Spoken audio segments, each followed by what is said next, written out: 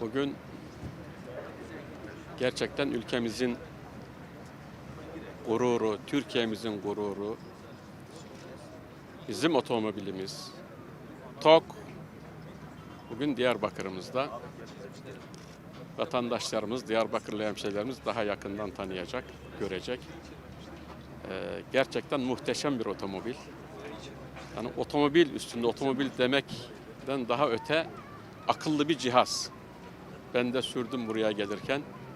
Gerçekten su gibi akıyor. Muhteşem bir cihaz. Kullanımı son derece zevkli, güzel, konforlu.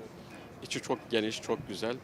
Her taraf bilgisayarlı, milli ve yerli olan otomobilimiz için başta Cumhurbaşkanımız Sayın Recep Tayyip Erdoğan'a, bakanımıza, mühendislerimize, işçilerimize en kalbi şükranlarımı arz ediyorum.